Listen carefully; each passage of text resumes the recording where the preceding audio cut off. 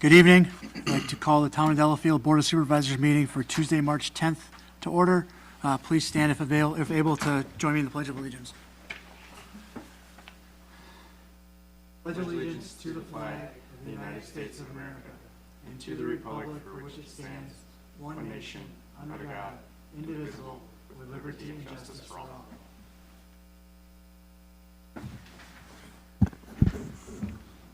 Please call the roll. Supervisor Mahoney-Ogden is absent. Supervisor Miller? Here.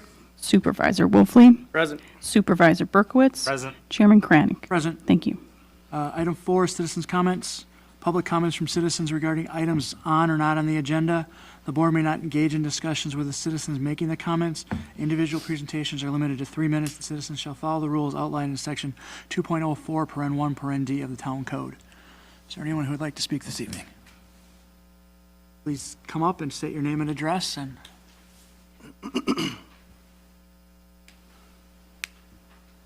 Hans Meyer, W290N3030, Hillcrest Drive, Pewaukee. For your viewing pleasure, our beautiful lake, a write-up of what I'm going to talk about that I'm going to leave with you, but I couldn't trust Michelle with it, so I'm not giving it to you until I'm done, so that you listen. I have 18 points. That means that's 9 seconds apiece. So I'm going to pretty much just list them off. And then if you guys have any interest, I would love to come back and talk at length with you. So we may have a unique opportunity at this moment in time to protect our lake for future generations. In February, the state legislature declined to act on 2 bills, the good bill and the bad bill. And we can debate which one is which, but in any event, they looked at both of them and chose, there was too divisive an issue, and so they couldn't get a majority to move forward.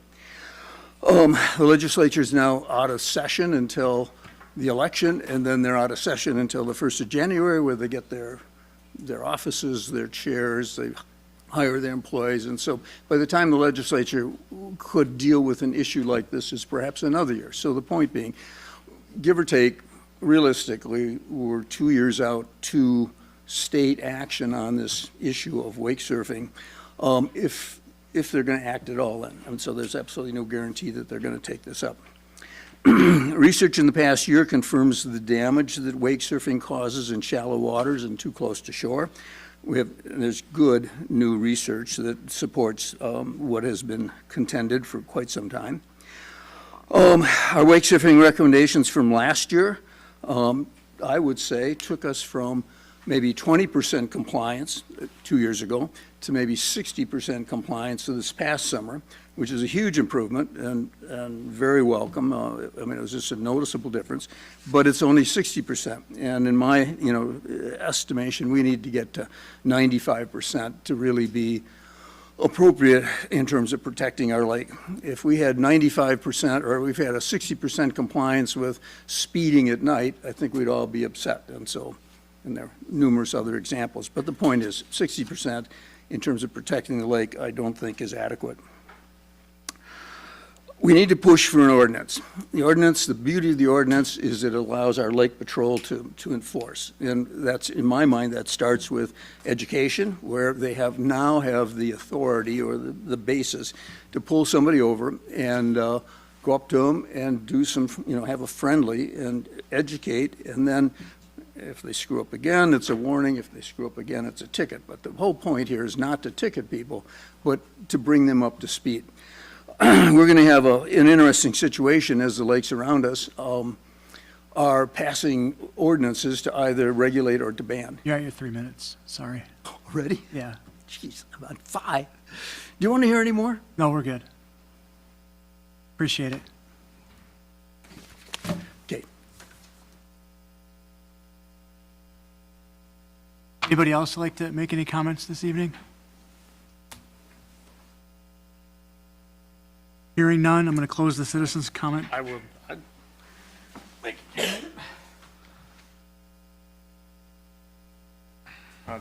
Joe Wolfley and 20W30060 Glen Cove Road. This has been brought to the Lake Board's attention. It's been done. It's been suggested for the suggested wake surf area. The space actually that's highlighted in red there, that's on that map that's walking away, you would notice that that would actually push everybody right into exactly where the yacht club is. This is going to, it's been in front of states. Towns that have enacted ordinances have been sued for it. There is pending legislation. It may take a year, it may take 2 years, but people are getting sued because they're taking away rights based off of non-evidence-based science.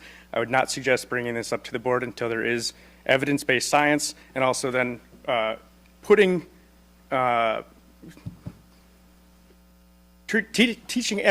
everyone the same, right? There's not a magical boat that doesn't make a wake, right? There's more damage being done to the shoreline today from the ice moving out than there is from these boats. The research that's referenced, he didn't reference a specific study. I'm assuming it's the St. Anthony's research, which is the most recent stuff. It's not been peer-reviewed. It's not been proven. It's, again, putting the cart before the horse when you're going to potentially take away people's ability to recreate how they'd like to. It's been addressed by our Lake Patrol. I will strongly suggest we wait until the state says something about it. Thank you.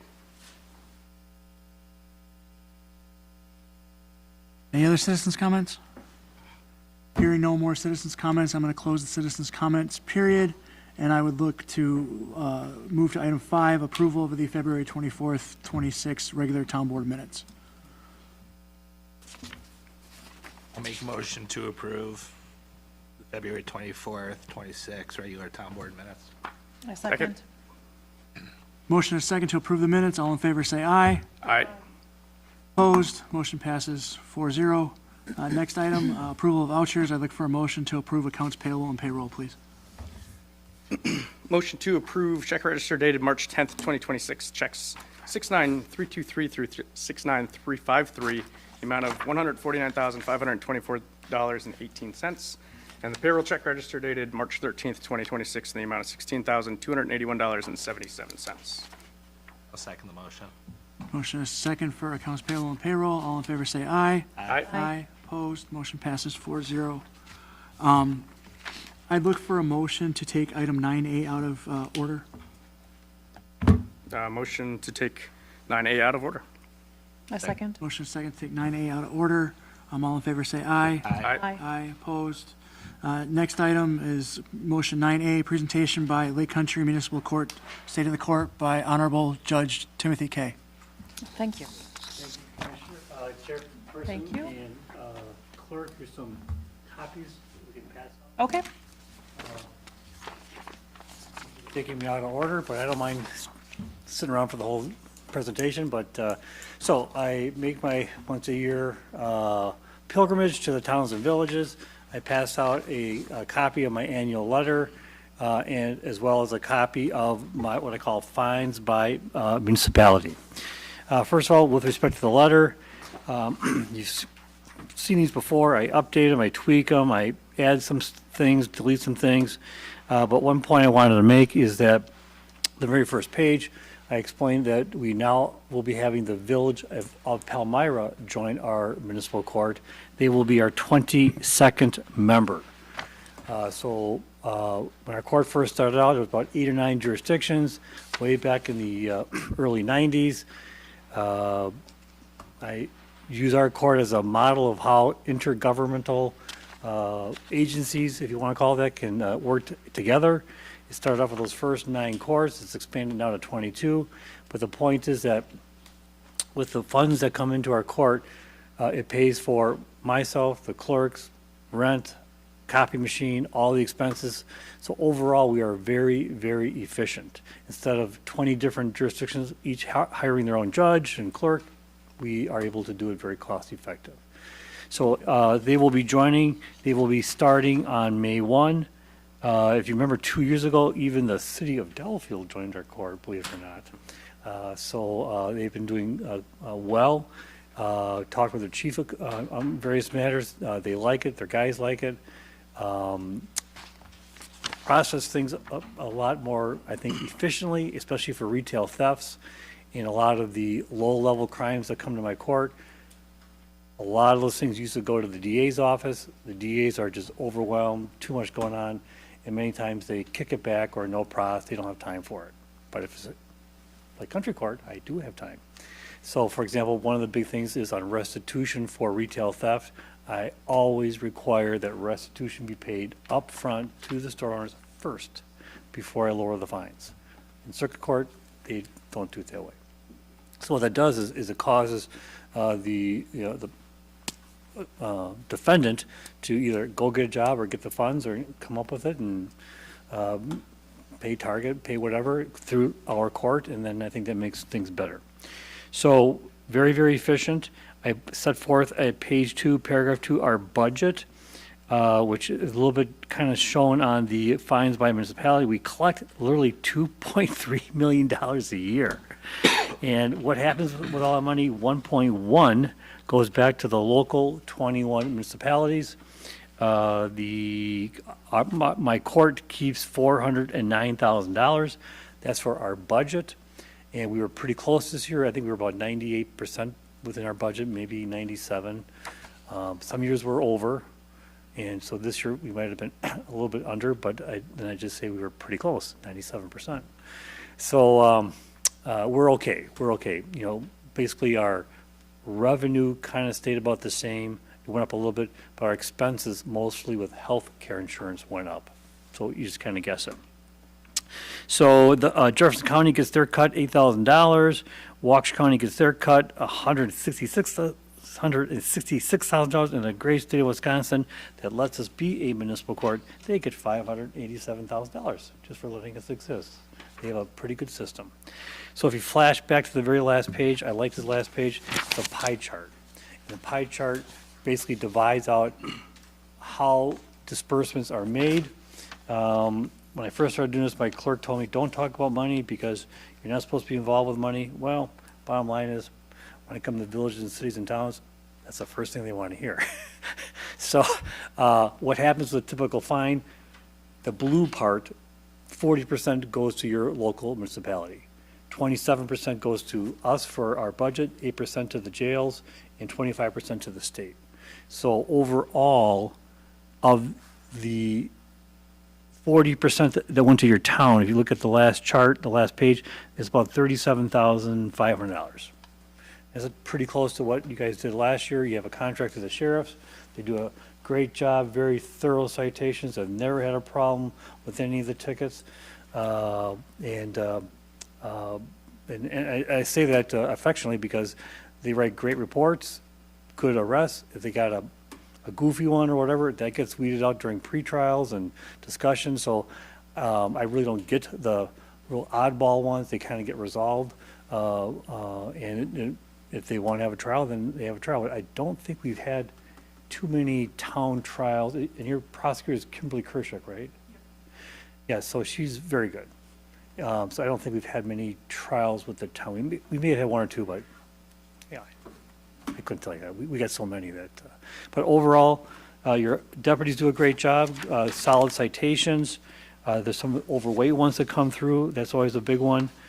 As far as the rest of the court, we still have we have some new bailiffs. I listed out our new bailiffs there. And so they're all Waukesha County Sheriff deputies. Some are captains. Some are detectives. And so they're pretty high up people. And they like coming to our court. I have a very good opening remarks. I explain the court system very, I think, succinctly and efficiently for the citizens so that they feel comfortable. I don't think I've ever had anybody complain about they don't understand how court works and how to do a plea. And if they still have questions after my little 10-minute thing and they come up, I can still further explain. And the point is when they walk out, they are usually, it's kind of like paying your taxes. Yeah, you're a little bit ticked, but they get it. They understand why the points are lowered. They enter a plea no contest. They get time to pay. Most people walk out and they thank me. And I'm not in the thanking business, but I'm just trying to do what's just for the people. So the bailiffs are getting it, the court staff, we still have our 2 full-time clerks, our 2 part-time clerks, basically the same people. We do about 15,000 cases a year. I did some math earlier. I've been doing this for some 14 years. It's about 210,000 cases since 2012 to now. No complaints. That's a good thing. As far as any individuals upset about their tickets or appeals, we haven't had any direct appeals that I know of. I pretty much keep track of what is appealed up. Sometimes they appeal de novo, brand new. That doesn't mean on the record, which means I haven't been reversed. So as a judge, that's a cool thing to have. And it might be only traffic law and retail thefts and the drunk drivers and I get all the bar fighters, but that is the real contact that most citizens have with the court is through guys like me and our sheriffs and deputies. So I'm very proud to be your elected judge and look forward to continuing on going forward. I can't remember when I run again in a couple of years, but I don't do it every 4 years just to come around and ask for your votes. I try to let you know what's going on. I always end up saying, if you got any questions, give me a call. If you got any really super hard questions that involve detailed math, call him. No, call my clerk Terry, and she can tell you how many tickets, were dismissed or reopened. All that kind of stats she keeps really good track of. I just sit up there and do my thing. So. And if we want to come and observe you, the town's time slot is Friday morning? Friday mornings and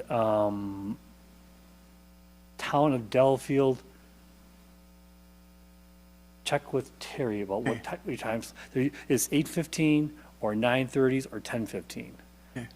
I think you guys, she has Shaniqua also, so she's there at 9:30 and, But it's Friday morning, and we'll confirm with Terry the exact time. yeah. You're more than welcome, and if you want me to introduce you, I can do that. Okay. What is your philosophy when it comes to reducing fines? Is it,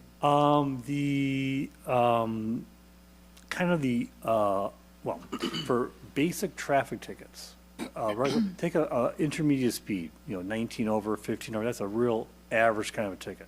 You don't see too many at 1 through 10s, 3-pointers.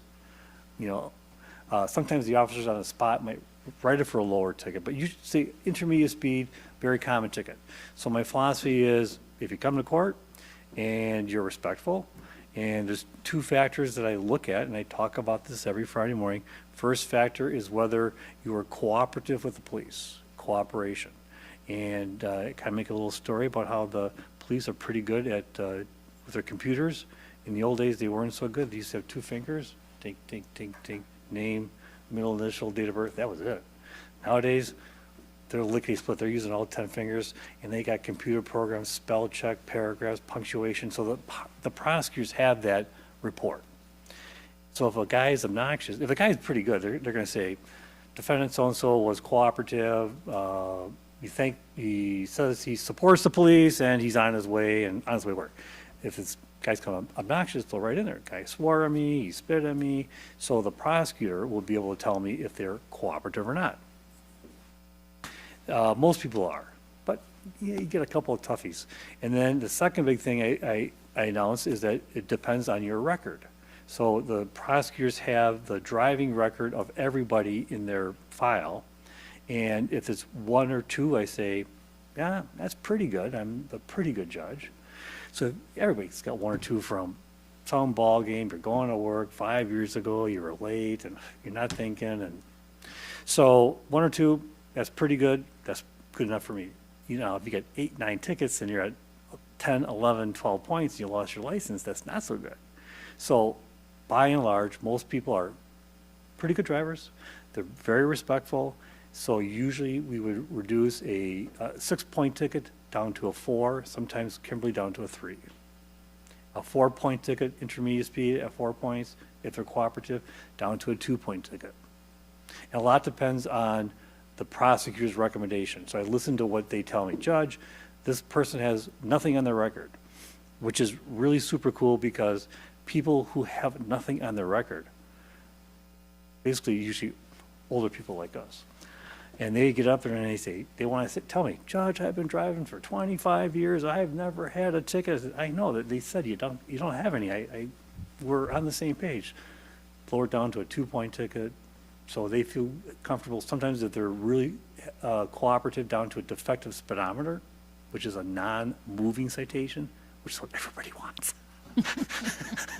And so a lot of that going on. And I went to a summer one time, and the presenter, he was a state patrol guy, and he says, boy, we have an epidemic of defective speedometers in this state. And I'm like, well, but that way, the city, the sheriff gets their, or the town gets their conviction. It's on their record. So if that guy gets pulled over in 2 years from now, and he starts giving the same song and dance about, I'm really a good driver. If you got written up as a defective speedometer, they don't really write those. That means you went to court and you had it amended.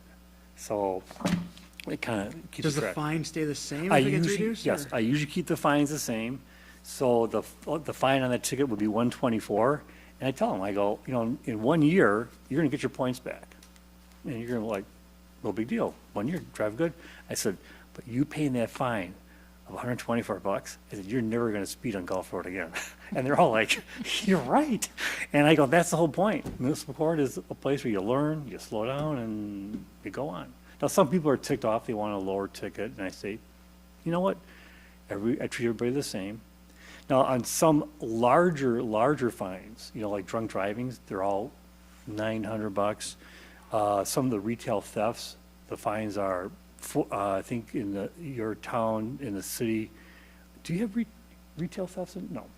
But, bad example, but sometimes young kids, the pot smokers, their fines on all those tickets are $500, $600, and they don't have the money for kids. So you got to hammer them a little bit. So usually on those, I ask them where they live, are they working? We have classes that I suggest, I can't make them, if they take a class, and basically the class is called Detour, or Your Choice to Live, used to be called. It's basically a 3-night class, and the magic is the last class, they used to have to take it with their parents. Now the parents do it online. But that's the trick, because they're not in school with all the goofy kids. Because they're in school, they're all trying to be who's cooler than who. Yeah, we got a 6-pack, and we got Freddie to go over there with his false ID at 20, and we went over to so-and-so's house, we drank beers, and they're all yucking it up. But when they're out of class and they're with their parents alone, they finally realize that it's not about them. It's about their family. Your mom's here. She got to take out time from work. You think your mom's happy because you got a goofy ticket for underage drinking? No. Mom's upset.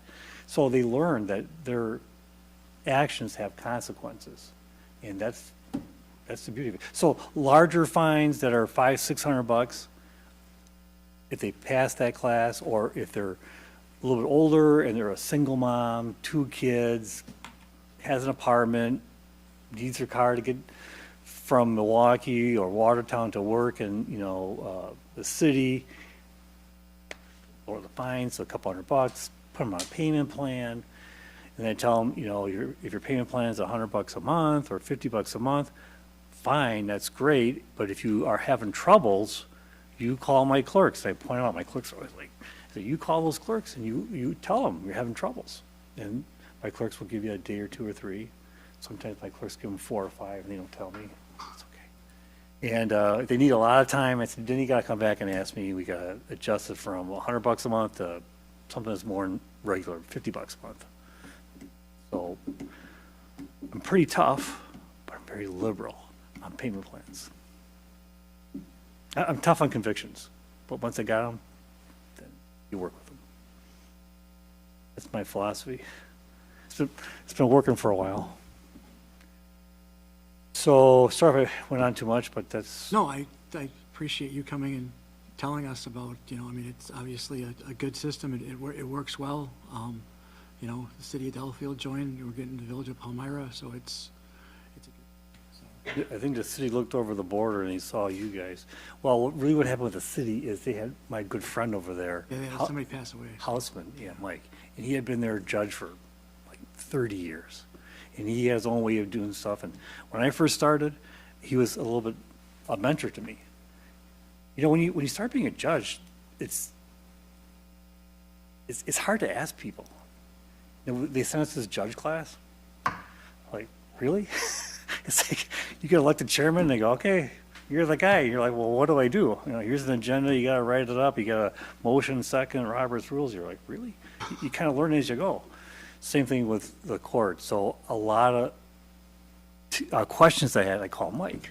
I said, Mike, what do you do with these kids? What do you do with these OES people? And he had certain ways of doing stuff, and I kind of learned from him.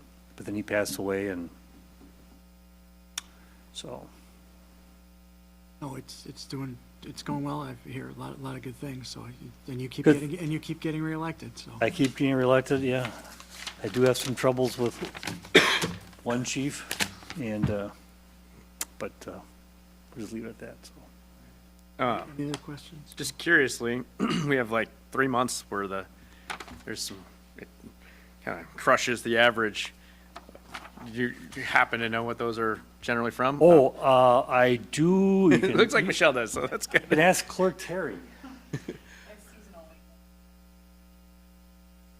Oh, you talk about those, the overweights?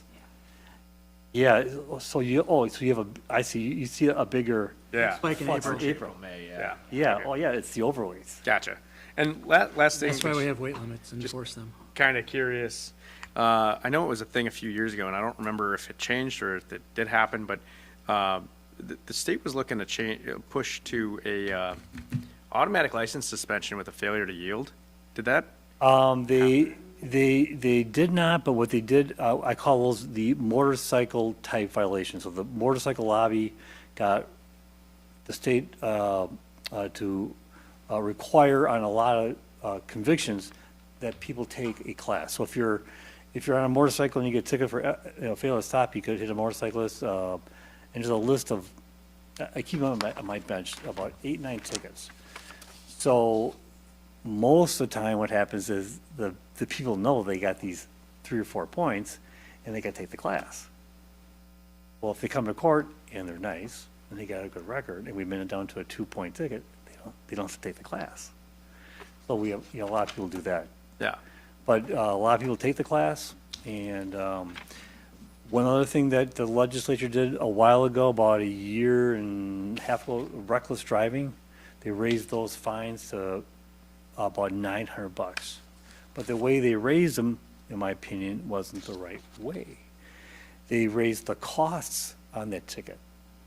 So the costs go to the state of Wisconsin. So if your coppers write a reckless driving for $900, the bond schedule, you still get the original $175. That difference doesn't go to you, it goes to the state. So the state is weird when, really what the state should do is they should raise our bond schedule. So like on a $124 ticket that somebody pays and you guys get say $75. That's the part they should raise. And they haven't done that since the 80s. But if you're a state legislature, you kind of report to you make recommendations to the Supreme Courts, and the Supreme Court, they don't want to change your bond schedule and make it look like they're making money on the people. So the Supremes, who are way up there, and they're always elected, they don't care about us towns and villages down here. And so, Bond schedules haven't been updated since the 80s? yeah, That's crazy. So we should all contact our state legislators. yeah, and he'll tell you, yeah, you can write a letter, and then it goes to a committee, and now there was some legislation that just got passed by the Assembly and the Senate. It's either on the governor's desk or will be there shortly, but that basically raises the costs on a ticket by $10. The court would get to keep another $10 per ticket. Doesn't go to you, so it's good for us. Doesn't help you. Well, it helps you stay solvent and helps you, Yes. stay out of the It red. helps. So that's, So we're not, because we're not in the business of, writing tickets to make money. We're in the justice business. If we break even, we're happy. We kind of guess with our budget. but you never want to be in a spot where you gotta, have your guys go out and write 10 more tickets to make, and there is no quotas. Right. People think that, not. And I tell them, you hear youth and there's a quota, you let me know and I'll complain, because there should be no quotas. Right, Deputy? Yeah, I'm in the auto insurance world, and it's interesting. I don't come across it as much as I used to, but the driving with no insurance ticket will rapidly get dropped, Yes. and then they'll keep a ticket that further impacts their insurance costs more than that, and then they can't get insurance because of the higher ticket, and then it's just like, Yep. Now, in my court, if the coppers write it, and I say coppers affectionately, I had an old professor, Jerry Boyle, who taught us at Marquette. He would talk about the coppers, and we're like, is that really the right word? He just, I was a DA, they like it, don't worry about it. So if they write a ticket for no insurance, there's the no insurance card, the $10, and then the no insurance policy. And that's the one that's usually about $250 odd. Each municipality is about the same, but some are $230, some are $250. And then if they come to court and they show that they had insurance on that day, because a lot of people, they don't have it in their glove box, they left it at home. Then if they show us that they have insurance on that date of violation, we are required by law to dismiss it. So that happens a lot. Now, so that happens a lot. If they got insurance after the fact, I don't dismiss them. Now, I might lower the fine from $250 down to $98.80, because I would rather them keep $150 towards their insurance than paying the court. They pay the court, it doesn't help them. They have no insurance, they get in an accident, it's worse for society. That's kind of my philosophy. So, but most people are pretty good. You see the two tickets come together, non-registration, which is a 0-point ticket, and no insurance. I mean, young guy, I'm not gonna pay my reg, I'm gonna hope I don't get pulled over. A lot of guys, and they get pulled over, and if they come to court with their stickers on their plate, then on those we dismiss because they're valid, but I still impose $35 court costs. So on a Friday morning, I might have 30 or 40 of non-registration tickets. It's dismissed, the citizen's happy, we get our $35, so the municipalities are happy. So, but yeah, every Friday, it's kind of the same every day, but it's kind of a show every day. There's always something new. There's always some new thing you never heard of, and sometimes you have to be up there and just kind of, not smile too hard. Yeah, no, it keeps life exciting, and, gets you out of bed every day. So we appreciate everything that you do, and you appreciate coming, sharing your. Thank you. Thank you, Judge Kay. So, good luck with things, and any other questions throughout the year? We will just call you or call. reach out to your clerk, Terry, so, Thank you very much. thank you. appreciate it. Are you here for the church? I am. Okay. Steve Berger. Okay. Can we take item 9B out of order? Motion to take 9B out of order. A second? Motion second, take 9B out of order. All in favor, say aye. Aye. Aye. We're taking 9B out of order. Steve Berger, 724 Winston Way, Village of Heartland. I am the property committee chair for the Church of the Resurrection. So he attended the February Plan Commission. They have seen a decline in membership. They're trying to find ways to help the parish, the community, the church. So they came to the Plan Commission last week and asked for the ability to kind of expand their conditional use to allow for some nonprofit to rent out 2 of their Sunday school rooms to do that. So what's on the agenda is consideration to amend their existing conditional use permit for the Church of Resurrection to rent underutilized space within the church. Steve Berger is here. and it was recommended unanimously by the Plan Commission to allow this.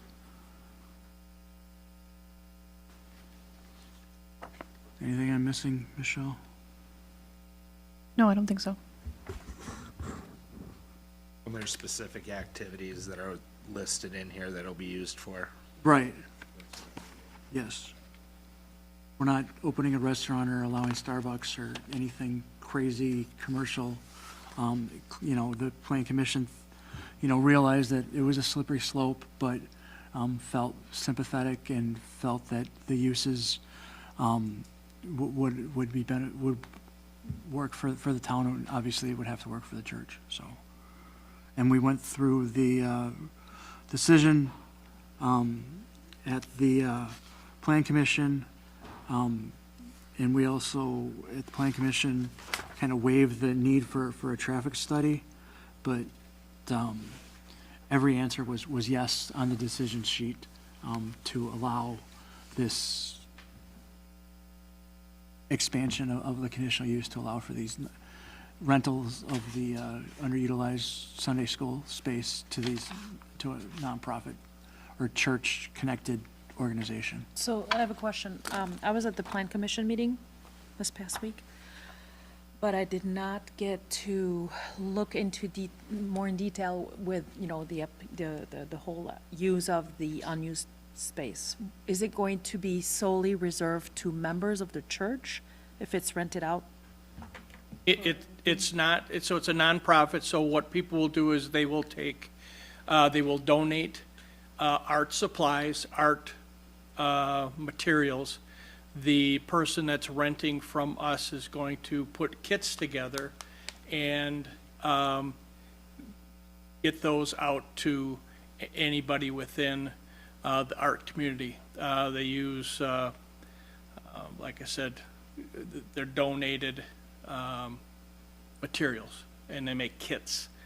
And they go to churches, they go to schools, they go to parents, they go to keep their kids busy, keep them active versus watching TV and the telephone. Okay. I just want to make it clear, too, that the Plan Commission did strike the flexible workspace or satellite office component of the planner's memo on page 2, 1AI5 was taken out. We asked that that would be included. We're not arguing that that shouldn't.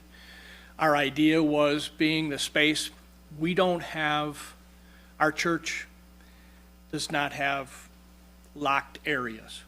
We're kind of wide open. It's Sunday school rooms. They come out of the sanctuary, they go down to the Sunday school rooms. We're not using those anymore due to declining membership.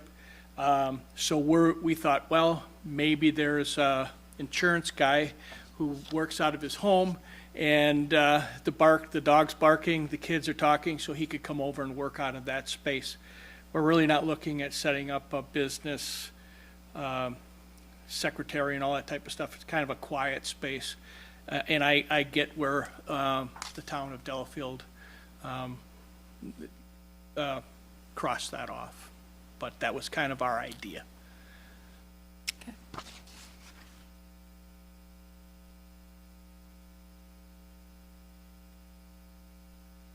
And I guess this is to put it to rent, correct? Like, do you have tenants that are We have pending? we have art parts upcycle came to us. Okay. We started the process and found out that we needed a conditional use permit. That put the brakes to that, and we started the process through Rebecca and the Planning Commission to get that done. I came one meeting just to kind of get an idea of what this process is and what we need to go through. And then the second meeting was a finalization and an approval from them. And when I started with the church almost 20 years ago, we had close to 210 family members. We're down to 70 now. It's a very, very hard part on our budgeting and our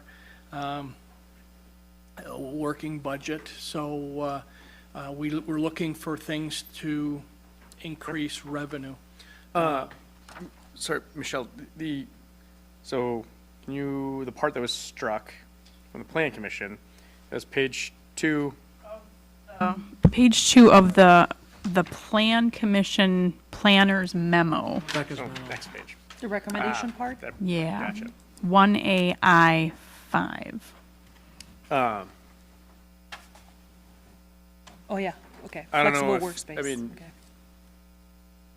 Thoughts on any of this stuff? So, I mean, none of this stuff bothers me, and I got a couple questions for you on the flexible workspace consideration, but it's not, like, I guess, what was the thought behind the plan commission pulling that out?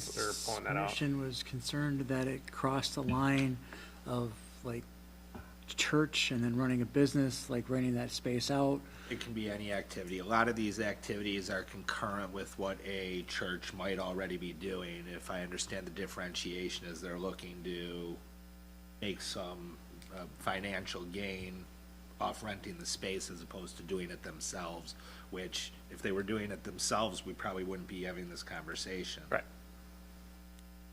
Correct. The issue is, you know, with the declining membership, volunteer hours are kind of hard to come by. I'm in charge of the property committee. I'm also the janitorial staff. So we're trying to, you know, kind of watch our pennies and you know, put our money to do God's work. When we update the conditional use permits, do they get reviewed in a certain length of time, or only if there's a problem, a complaint? I know we went through this with And their amendments, the old Cassandras. is there, once we make a change, is that change in effect for length of the permit, or is there Yeah, a review period? or until there's a complaint or an issue, and okay. then we investigate and check it out. Yeah, because I guess I mean, that space, as far as the flexible workspace or satellite office, I mean, you have a space that was like, oh, this was what we were going to use this designated spot for, or was this as the list of possible uses that was? So when I went to the planning commission, they said, you know, we should look at other uses that may come up that we could be approved to do. Now, obviously, if somebody came in, the church would say, yeah, this would work for us. They're going to have to come in front of you or the planning commission to get approval for that and then go through the process. As a individual, I'll call it a business, that's going to be renting from us. But our swath of business that we could look at would include these type of things without causing a lot of heartburn for the Outside. town. Sure. Yeah, Yeah, yeah.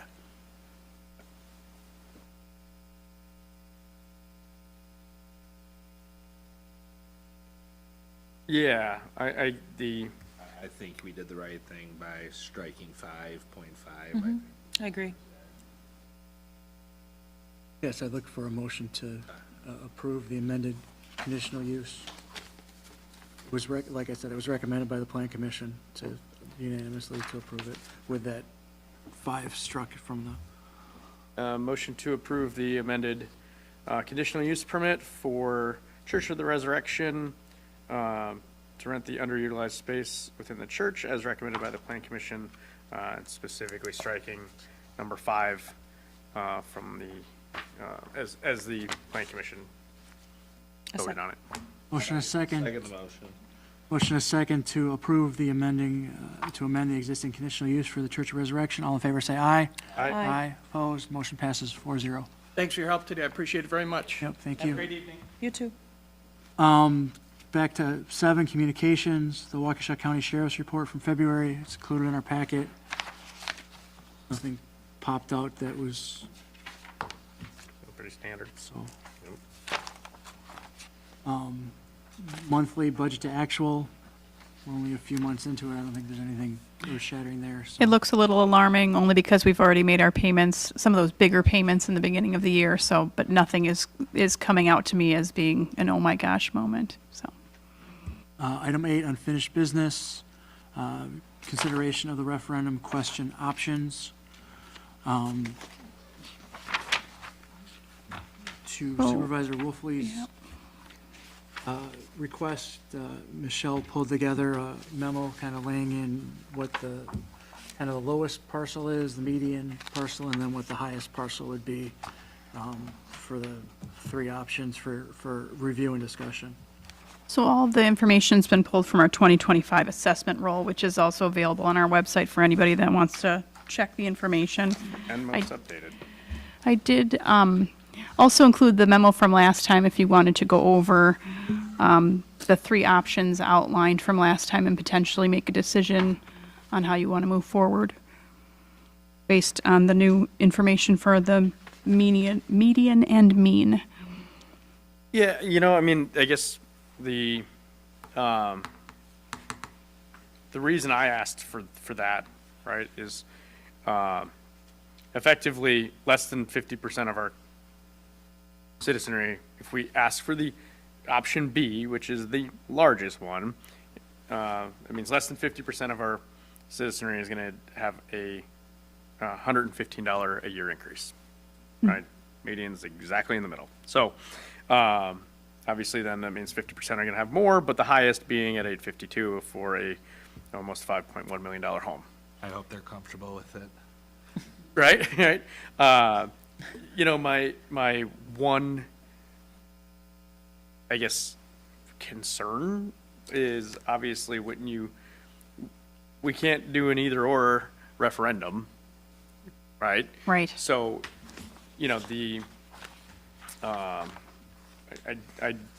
We are very limited on how we can ask the question. yeah.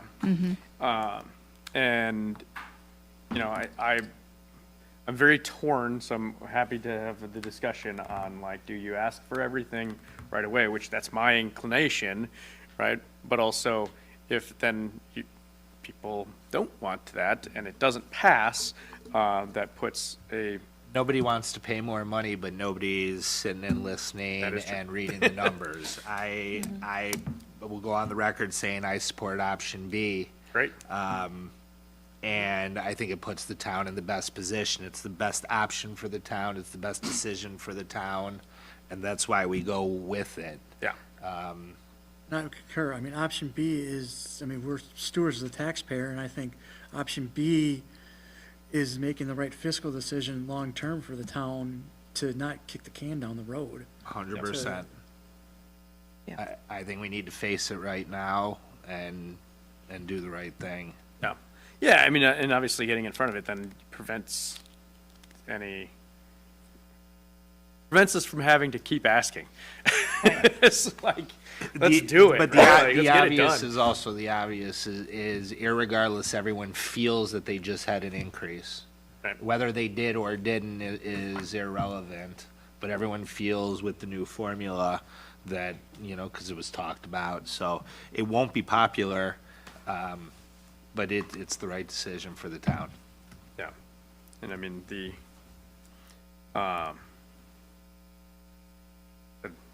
50% of the people you run into are going to pay less than $115 more.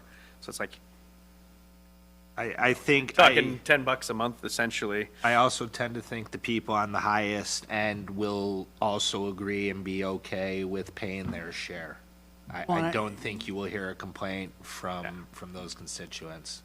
Well, I think it's also keeping it on the levy is the fairest thing to do because it's not going to be regressive like some of these fire fees are and have been. So. Right, and I'm very, I mean, we got to fund the fire department.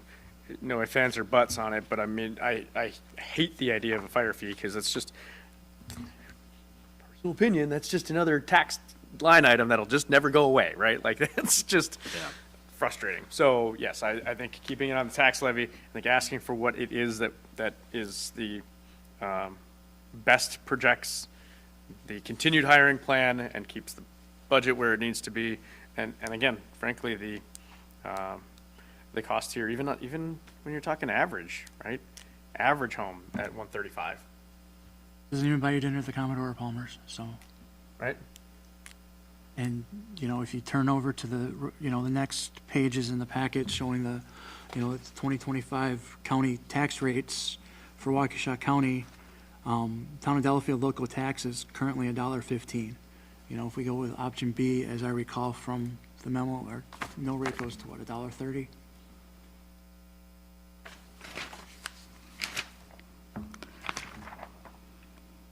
The option B would be $1.30, correct?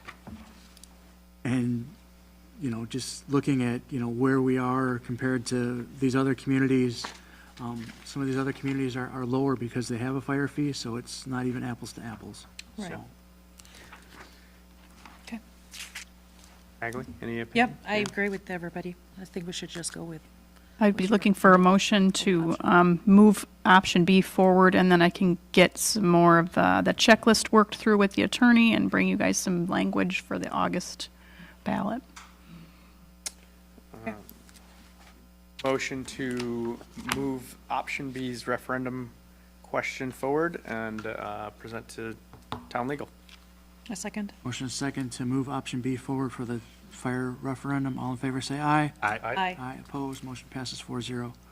Next item, consideration of a town policy for special roadway signage requests. Example, special needs, medical conditions, non-standard warning signs. In the packet, Michelle prepared some of the answers from the resident making the request, but then she also provided an example of what Waukesha County does to honor these requests for autistic signs and deaf signs in the area. I would hope that we could follow the kind of the process that's been in place by Waukesha County and, you know, direct town staff to follow what Waukesha County has done and not recreate the wheel, but implement that same one-page sheet and put the onus on the homeowners that request these kind of one-off signs and put the onus on the homeowner to, you know, tell people when the person is there and not there, and then, so. I did want to mention too that, so I've got the answers from the original requester in here. But then I also wanted to share that we've had, the farm on Bryn Drive would like between 4 and 5 additional special signs on Bryn, which I was hoping to get a policy for the entire town, not just one requester. But Waukesha County specifically does autistic child area and deaf child area signs only for their special signage. And again, like Chairman Kranick indicated, the homeowner would be the one to basically assume all responsibility for that sign. Some of the signs that are being asked for by the farm are, you know, tractor crossing, flashing, ones that have this, you know, solar panels on it and so forth. So they're asking for some pretty specific out of the ordinary signs that we just don't use or have or maintain. I would hope that we would continue on with not allowing any special signs with the exceptions of these two, just like Waukesha County.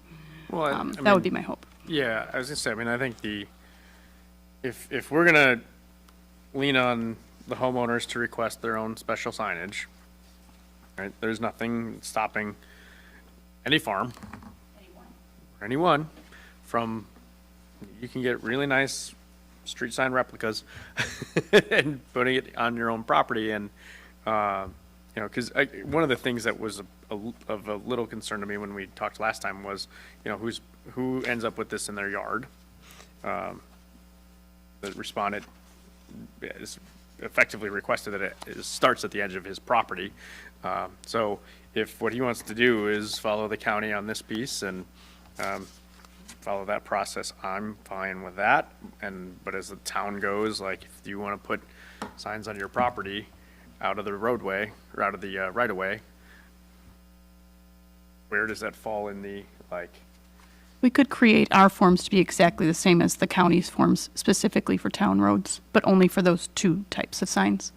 Yeah, I mean, I guess we obviously have some signage ordinances.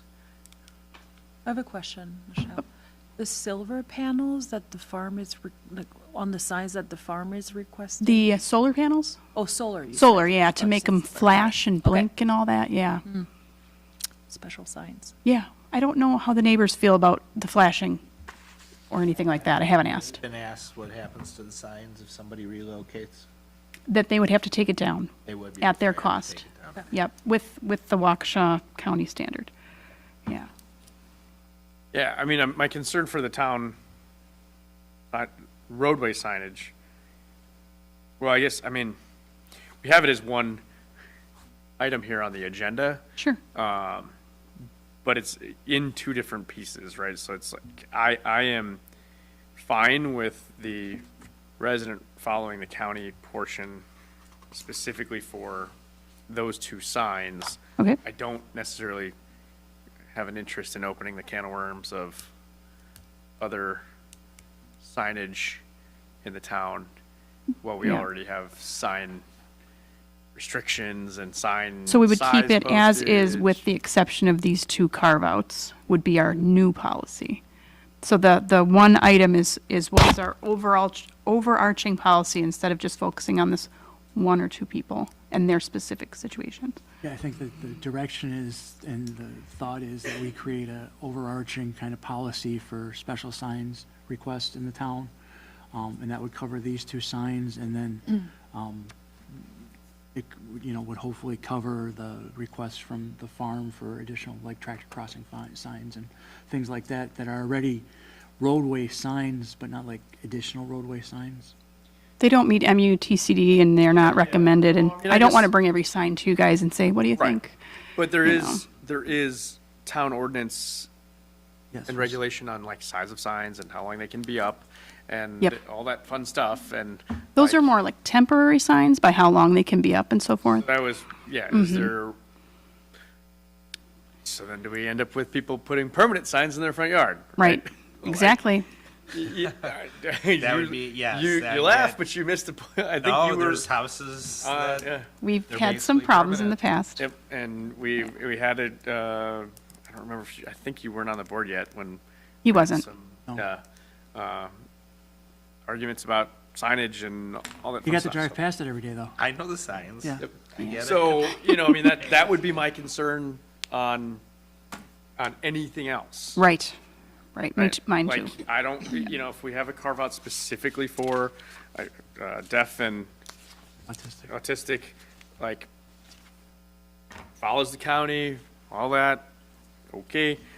So I add in some language for disability or farming equipment to make sure we're covered, to stay away from. I mean, I would not say farm equipment. We have enough in there right now to cover. Okay. I would say these two specific signs only would be the carve out from our existing policy. That's what I would recommend. Okay. But it's up to you. yeah, that's leaning more towards my thoughts, Yep. like, so. But it becomes a problem when it's not on their property. In this case, they want it on their property, but if somebody wanted signs not on their property, nobody wants more signs necessarily. We're very sympathetic to this situation. Right. Especially if you have flashers and stuff, they're LED flashers, they don't dim. Like, you'll see those from a mile away, quite literally, it's what they're designed to do. So, I mean, that's, Well, I think also what Waukesha came back, if I read it right, the studies are actually showing that the signs diminish Correct. the actions from the drivers over time, as opposed to aid, which is what they want. Correct. yeah.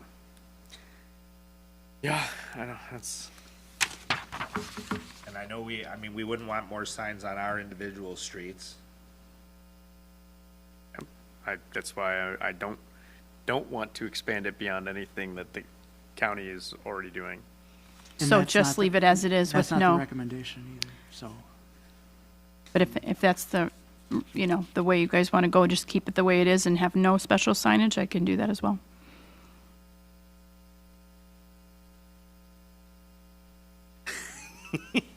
It's not an easy one. It's not, right? Yeah, because it's, yeah. Again, I think we have a policy and a procedure to allow special signs. Specifically, you know, these two, and then hopefully it covers the other things that you've mentioned regarding the farm, so. well, in the way that if it's carved out for specifically these two, it won't do anything for any additional farm signage. The farm has a decent number of signs already. What I'm saying is it won't. Yeah, Right. This won't help their cause. this won't add to their already a lot of signage. Okay. So, yeah. Right. The, and frankly, it's not even just, it's not them specifically, it's, I just, I Yeah, feel so like I- we don't need, So I look for a motion to recommend that we follow the county policy for these two specific types of signs. motion to, create an ordinance to mimic the, It would just need to be a Policy. policy. create a policy to Yeah, mimic thanks. the, county procedure for, the autistic child area and deaf child area signage. A second. Thank And you. a second, all in favor, say aye. I, Opposed, motion passes 4-0. Thank you. Next item, 9C, consideration on plumbing within accessory building policy, as recommended by the Town Plan Commission at their March 3rd, 2026 meeting.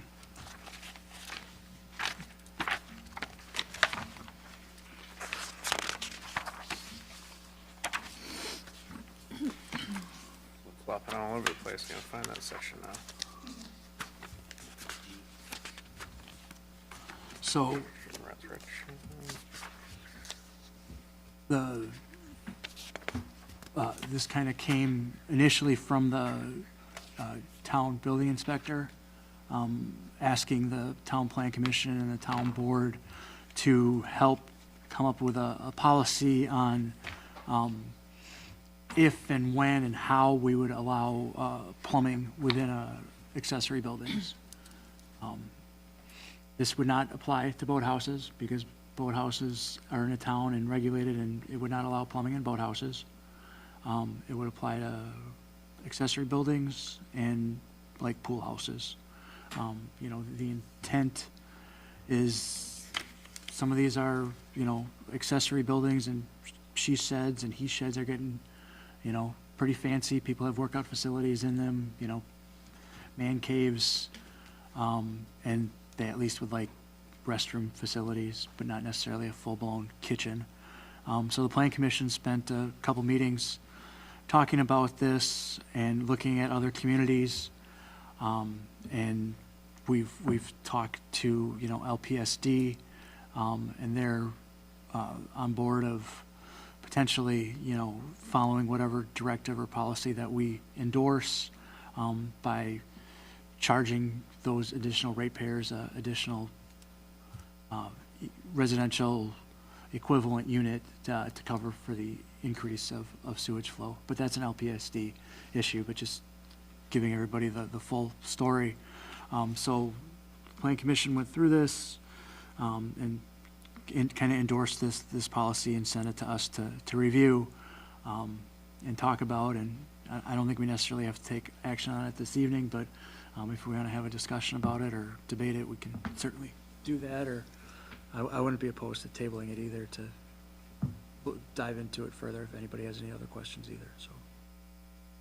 Pros are limited, but I know that when this has come up in the past, the concern was, does it potentially make the unit a rentable spot for people to do? And you don't need a kitchen in today's day and age to, you know, do that. And I know it came up personally even my property, not with a boathouse, where they wouldn't allow it. So that was the concern. I don't know how this changes that concern of people who are doing this on their property. The big thing is the requirement of the deed restriction that's recorded.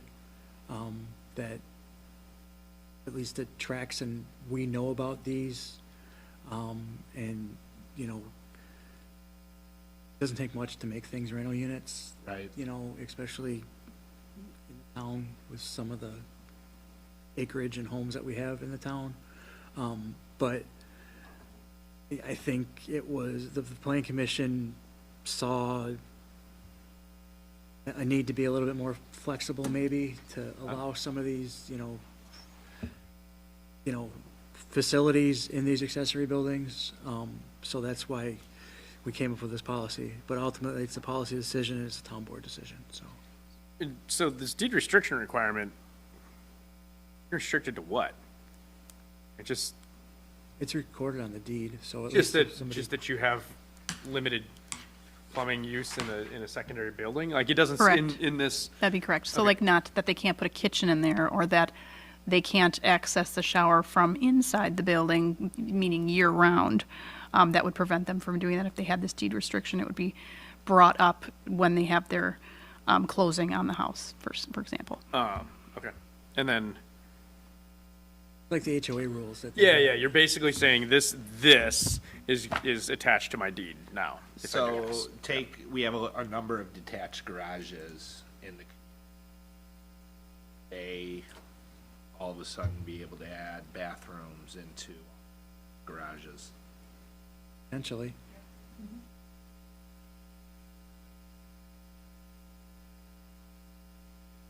How does this not include boathouses? Yeah, it's exactly what law. I was thinking.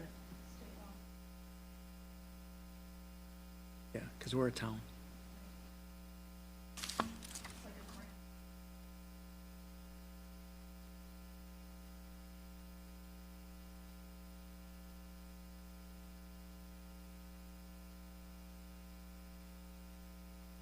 I mean, I think the bigger problem with boathouses, as much as I would,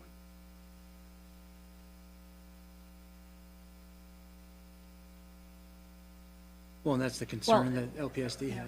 right, I mean, I think it's an obvious concern of, you know, and there will be some good stewards, but over time, Right. Yep. I think it requires more discussion. I think we have a lot of detached properties, and I mean, has this come up at meetings, or recently, have there been a number of requests for people to? There's been a number of requests. Okay, and recent, If people interested that are waiting. For like, for new construction, secondary, buildings, or? Existing Okay. attached garages that have at least 3 stalls. Not on a lake property, on just. so property. if it's a lake property with a detached garage, now all of a sudden it has certain restrictions. Because they're in the Lake Pewaukee Sanitary District, they would just have to meet some more criteria.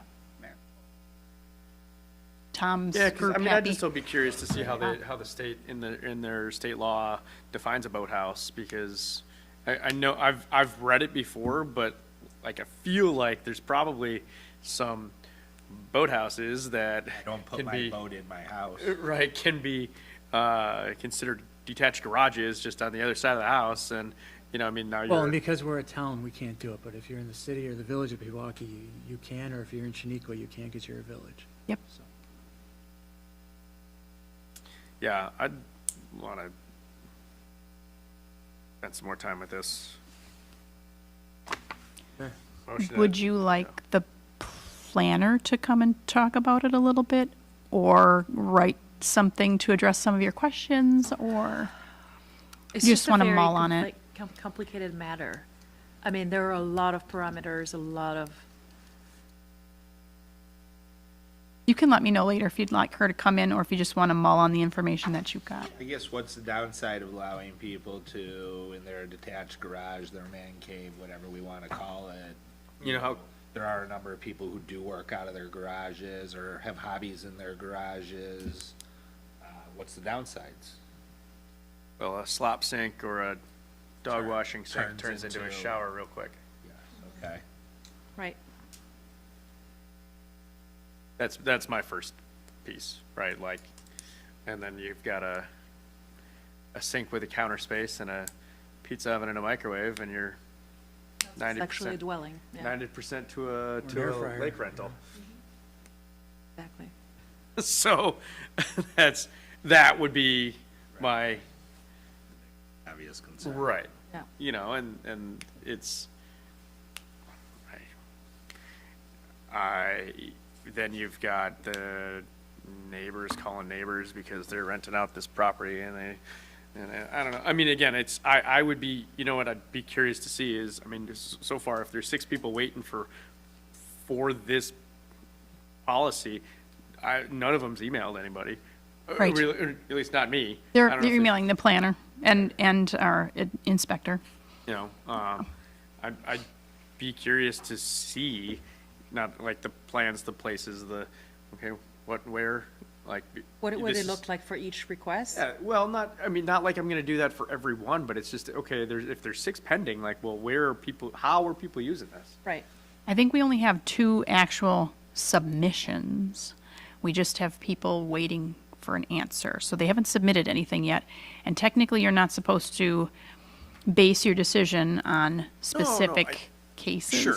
So, I yeah. don't wanna be like, all right, hey, Jim, let's Right. see your thing. No, we're not doing that, right? But I guess we're coming up with the problems. I mean, I'd be curious to see Are what they the also turning their garages answers are. into their place of business? At least one is. And is there a code saying that they shouldn't be turning their garage into a place of business? business They- operations are They already prohibited. have it as a place of business, I believe, and it Permitted. is a use that is acceptable in the zone that particular garage is in. Then- But Well, the then how does others- how does that not conflict with then the business operations are prohibited line in the prohibited uses? And Right. but we won't be able to Right. have oversight. They're gonna say that they're not running a business out of it, and they may very well be, Right, you know, again, a woodworking shop, and their business happens to be revolve around the carpentry or something. right. Yeah, I mean, it That's says the everything, problem. right? That's the problem with it, is it's. We're gonna have the streets lit up by reflective signs and 50,000 auxiliary structures with plumbing all over the place. You know, On the flip side, Hashtag first world problem. right? yeah, on the flip side of it, I understand the guy who just as a hobby, who's working in his garage tooling on his car, but he lives on a giant hill, he has a detached garage, and he's 65, 70 years old. Do you know the applicant? No, I don't, I don't. Okay, you're but- so close. But yeah, I mean, I don't actually. I understand the story though Yeah. of that individual who so, it is harmless for them, but it's a problem. but is a place like, and just because I don't know, right? So a place like that, you got a detached garage. Are we not, like, does current code not allow a hose bib to be ran to the exterior of a detached garage? So our building inspector was going to allow it, and then our planner heard about it and said, no. And then they kind of were trying to go over the code together to see if it made sense, and then when it didn't, then it was brought to plan commission. So that person's full application is on hold, even though their construction of their garage is complete, but it's the plumbing portion that they want clarification on. Yeah, right. Because obviously hose bib alone doesn't have drainage and sewer access and all that fun stuff. And if you're running a small business from it and using a lot of water, it's a problem. So, Slippery slope is what it is. yeah. Yeah, all right. Well, So we'll bring it back. Bring it back? Okay. if you want to, if you And if invite Rebecca's available the to. planner, Becca? that'd be Yeah. great. Yeah. I'd like to hear more. Motion to table consideration on plumbing within accessory buildings policy. Oh, okay. I need a second. A second. Thank you. Motion second to table. All in favor, say aye. Aye. Aye. It's tabled. Next item, item D, extension of the term of the intergovernmental cooperative agreement between the Village of Pewaukee, City of Pewaukee, and the Town of Delafield regarding the Pewaukee Lake Water Safety Patrol Unit. So we have the original agreement attached on here that started in 2015. And I did not include the other extensions for the agreement in here, but the most recent one we have is a one-pager, just saying that we're going to take this agreement out to March 31st of 2031 with no substantive changes to the agreement. I was able to talk with is it Sergeant Dwellmeyer? Sergeant. And he indicated that the Village of Pewaukee would hold all of the meetings and take all of the minutes for this group to provide consistency. I did offer them the town hall here, but they decided to do it at the village. They're looking to standardize some of the meetings, dates and times. Yep. Because I think the city has them listed at like 3 p.m. on certain days. How and, it's been it's kind of prior, off. it was, basically, we had one in the spring, we had one in the fall, and it was supposed to rotate municipalities that hosted it, and the hosting municipality selected the date and the time, and so there was never, you couldn't say it's the fourth Tuesday of September, Yeah. right? So they're working to standardize the date and time, and doing so by being in the same municipality and everything else, which, Are minutes currently available online at all? yeah. They're spread between the 3 municipalities' websites. So whoever held the meeting has the minutes, and so they're all over.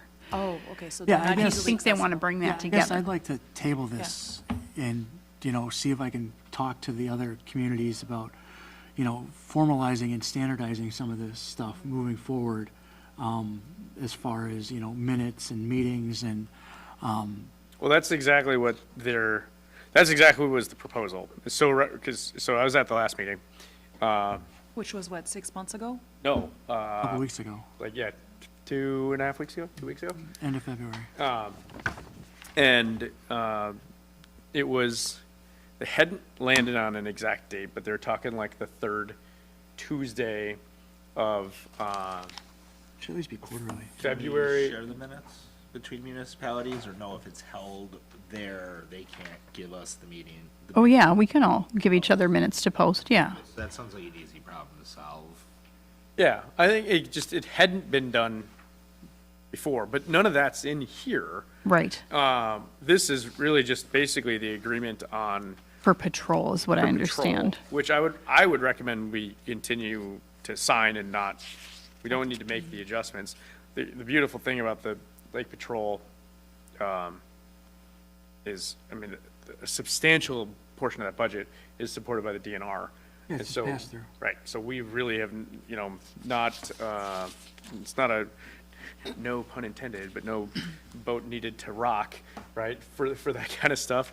So you're and saying that the minutes and the placement and so forth is they're talking about that in terms of policy? That is what the, Okay. right, that was the proposed policy change from the last meeting, was to standardize it, be at the village on the regular basis, have 2 meetings a year, keep that as a standardized meeting, but have quarterly, a quarterly if needed, because the budget is passed through and because, Wasn't it supposed to be, wasn't it like typically a once a year meeting before?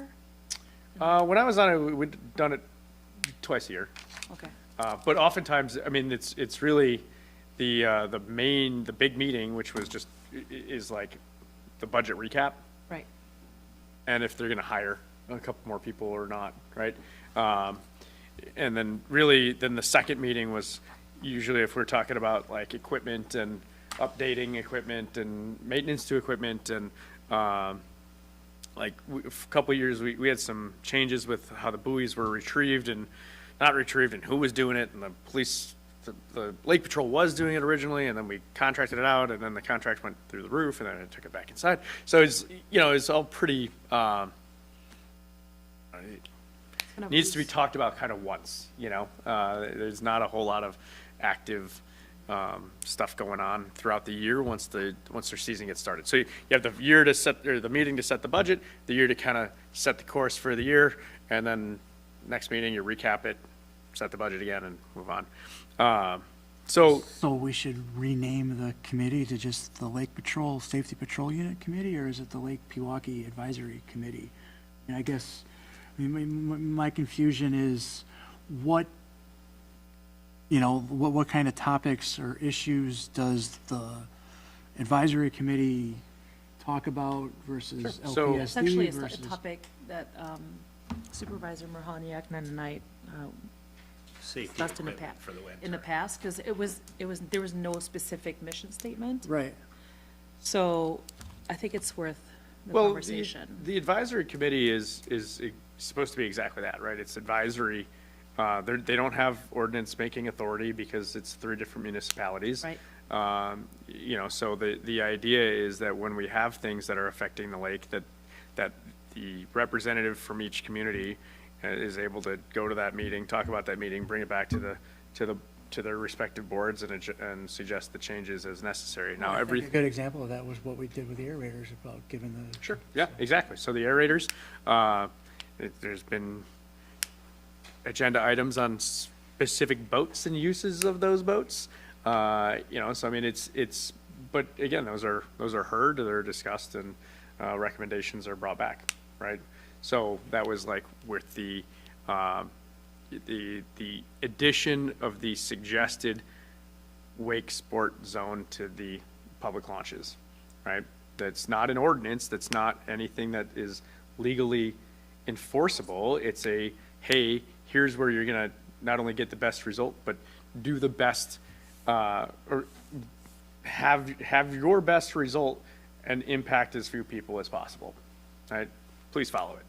It's like pick up your dog poop at the park, right? Like, there's a sign. Actually, that is an ordinance. So, but there's a sign there, and you should follow it because you're a good person.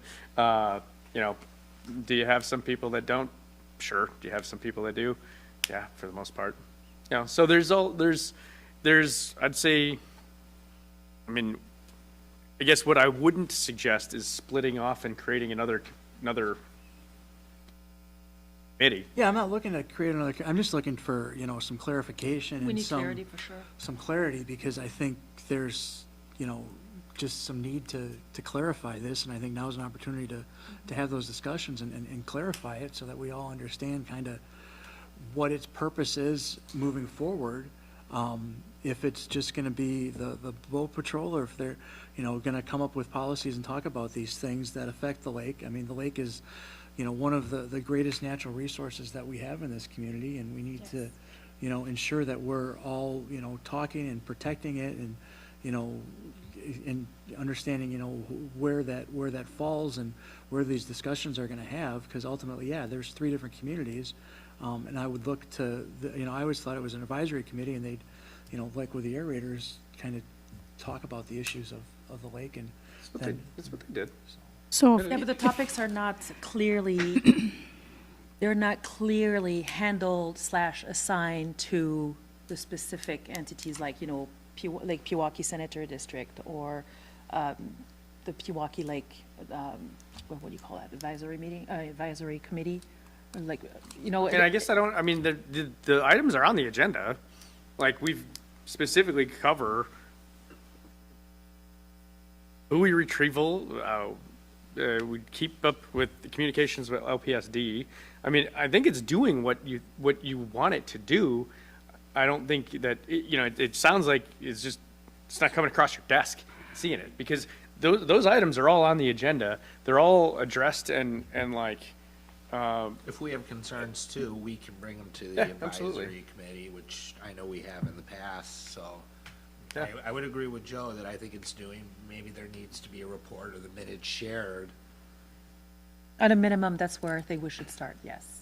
if I can just, I don't have a clear understanding of how everything's is or is not tied together as far as all these different topics when it comes to our lake. Well- That's clearly how I feel right now.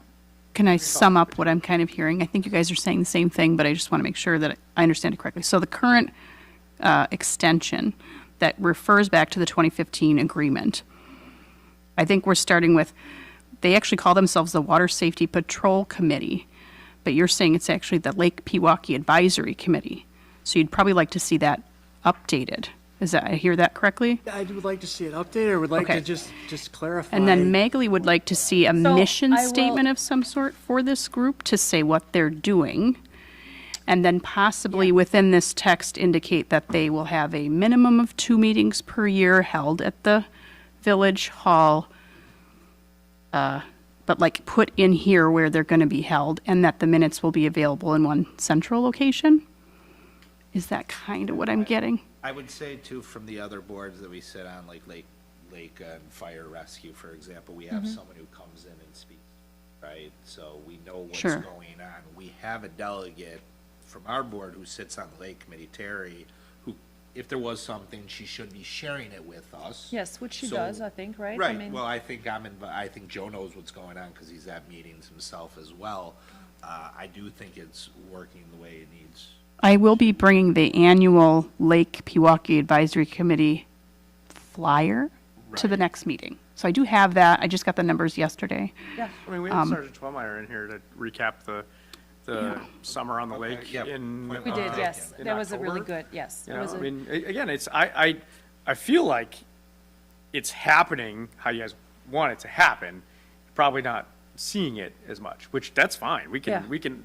We can up the communication or, it's not a terrible idea if even if the village has the link for the minutes that we also link to the minutes, right? If somebody. We link to their page. Right, that's what I mean. Yeah. Yeah, because, if somebody from the town is looking for minutes from that meeting or past agendas or anything else, they're gonna start at our site. Yeah. And, and so if you say, hey, Pewaukee Lake Advisory Committee, link follow here, right? Well, just Sure. like we do for LCFR. Yep, we do that as well. So, I think again, I haven't missed a meeting in 7 years. I was going to them before I was on the town board. I think they're doing what you guys are asking that they do. It's just kind of quiet. There's not, So now for clarification, are you going to the meetings to attend as a resident? Or? yeah, I'm Because I mean, you attending were. as a resident because I'm currently not He's Not our delegate. Terry's Right, our you were, delegate. yeah, because you were for a year, I think, or 2 two. years. 2? So, and I went prior to that. Again, I was the only regular attendant then. I'm the only regular attendant now. So, I see all these things. They are happening. They do a good job. Sergeant Twelmeyer and his team have done a great job. And yeah, I think, like I said, I think it's operating as you guys are Yeah. okay. addressing.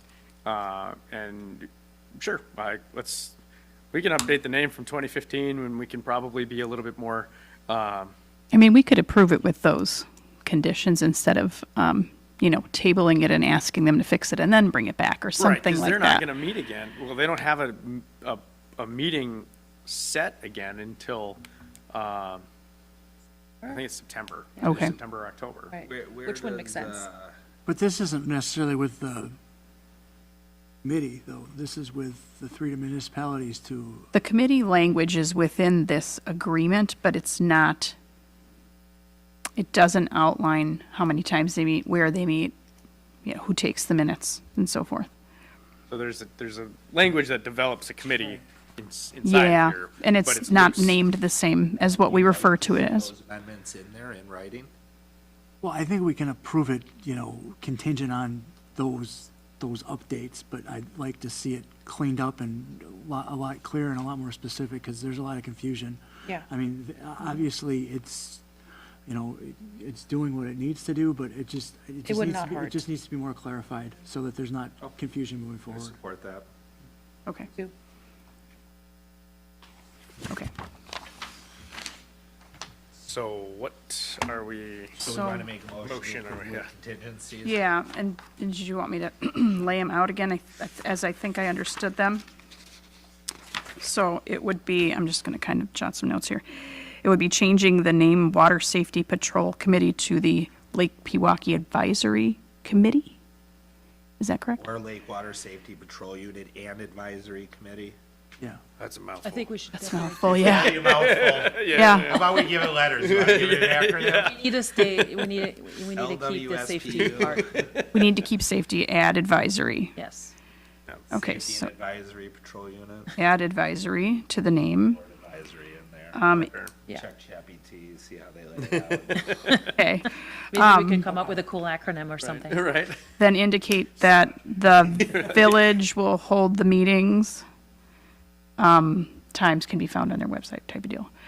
And that the village will have all the minutes, no matter who they come Sure. from. Let's keep it in one place. Village, all minutes, and that the city then and the town will point to that one place. Yes. Okay.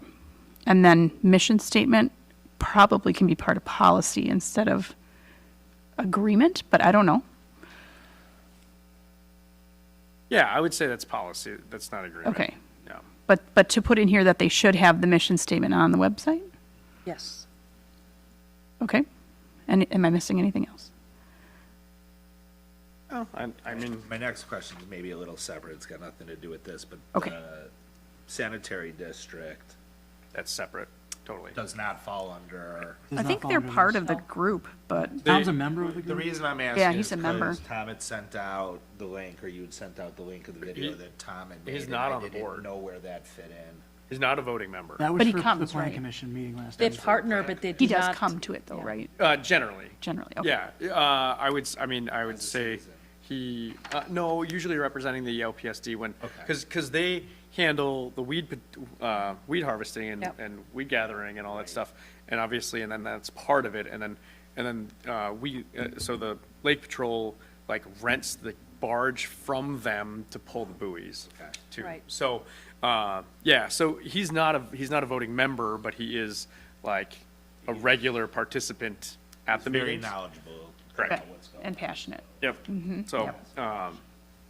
yeah, and no, it's well-oiled machine. I mean, they get a good group of guys that do a good share of wrenching on weed harvesters and lifts in and out, all this stuff. So, yeah. Okay. So those would be the items I would give to them tomorrow. Please. Can I get a first Can and we get a second? motion? Motion to approve the, motion to extend the term of the intergovernmental cooperation agreement between the Village of Pewaukee, City of Pewaukee, and the Town of Delafield regarding the Pewaukee Lake Water Safety Patrol and Advisory Unit. Potential? Contingent on, subject to the Items to Contingencies. contingencies described or Okay. discussed. A second. Motion and Okay. second to extend the intergovernmental cooperative agreement. All in favor, say aye. I, Aye. Aye. Opposed, motion passes 4-0. Announcements, planning items.